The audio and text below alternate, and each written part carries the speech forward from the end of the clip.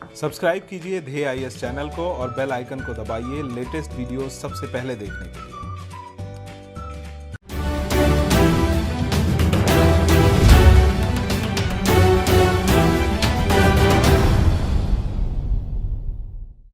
नमस्कार, in focus कार्यक्रम में आप सभी का स्वागत है। इन फोकस कार्यक्रम में हमारा आज का विषय है न्यायालय की अवमानना। आइए सबसे पहले जान लेते हैं यह विषय सुर्खियों में क्यों है।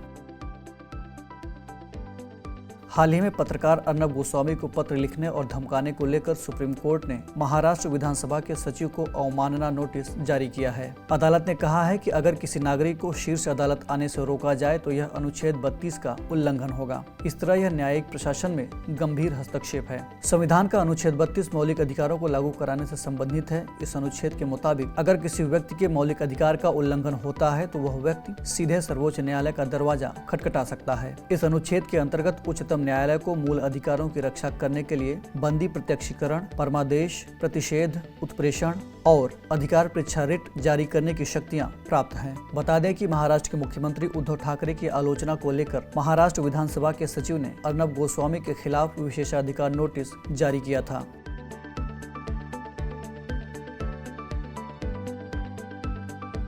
अवमानना का कानून वजूद में कैसे आया।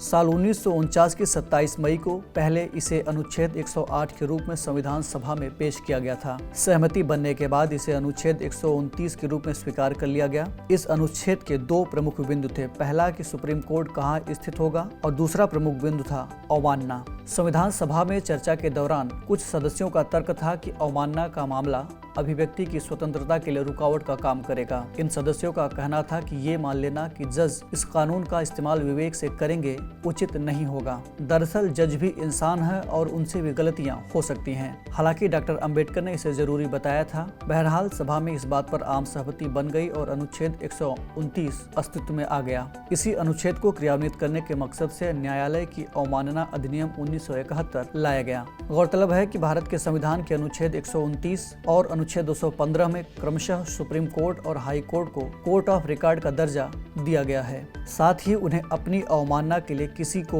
दंडित करने का भी अधिकार है। कोर्ट ऑफ रिकॉर्ड का मतलब ये हुआ कि सुप्रीम कोर्ट या हाई कोर्ट के आदेश तब तक प्रभावी रहेंगे जब तक कि उन्हें किसी कानून या दूसरे फैसले से खारिज न कर दिया जाए।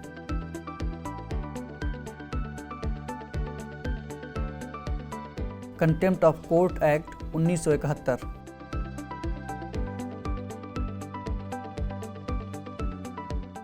इस कानून के मुताबिक न्यायालय की अवमानना का अर्थ किसी न्यायालय की गरिमा एवं उसके अधिकारों के प्रति अनादर प्रदर्शित करना है। कंटेम्प्ट ऑफ कोर्ट्स एक्ट 1971 को पहली बार साल 2006 में संशोधित किया गया। इस संशोधन में दो बिंदु जोड़े गए ताकि जिसके खिलाफ अवमानना का मामला चलाया जा रहा हो तो सच्चाई और नियत भी ध्यान में रखा जाए। इस कानून में दो तरह के मामले आते हैं, फौजदारी और गैर फौजदारी, यानी सिविल और क्रिमिनल कंटेम्प्ट। सिविल कंटेम्प्ट के तहत ऐसे मामले आते हैं जिसमें अदालत के किसी व्यवस्था, फैसले या निर्देश का उल्लंघन साफ नजर आता हो। वही क्रिमिनल कंटेम्प्ट के दायरे में ऐसे मामले आते हैं जिनमें स्कैंडलाइजिंग द कोर्ट वाली बात आती हो। स्कैंडलाइजिंग द कोर्ट का मतलब आम लोगों के बीच कोर्ट की छवि खराब करना है।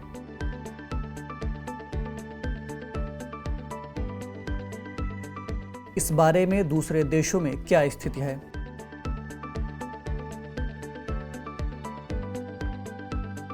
साल 2012 तक ब्रिटेन में स्कैंडलाइजिंग द कोर्ट वाले मामलों में आपराधिक कार्रवाई का सामना करना पड़ सकता था, लेकिन ब्रिटेन के विधि आयोग की सिफारिश के बाद इस मामले को अपराध की सूची से हटा दिया गया है। वहीं अमेरिका में कंटेम्प्ट ऑफ कोर्ट के प्रावधान मौजूद हैं, लेकिन पहले संविधान संशोधन के तहत अभिव्यक्ति की स्वतंत्रता के अधिकार को इस पर तरजीह मिला हुआ है।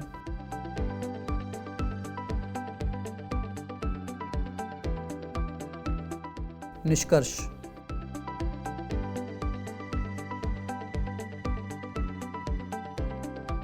इस कानून के समर्थकों का कहना है कि सुप्रीम कोर्ट के फैसले पूरे देश पर लागू होते हैं और सभी अदालतें और कार्यपालिका उन फैसलों को मानने के लिए बाध्य हैं। ऐसे में अगर अवमानना का कानून न हो तो कोई भी सुप्रीम कोर्ट या दूसरी अदालतों के फैसले नहीं मानेगा। वहीं इससे अलग कुछ दूसरे विशेषज्ञों का कहना है कि अवमानना का कानून दुनिया के कई देशों में अब अप्रचलित हो चुका है। भारत में भी इस पर गौर किए जाने की जरूरत है कि अदालतों में इस कानून का इस्तेमाल किसी तरह की आलोचना को रोकने के लिए नहीं किया जाए।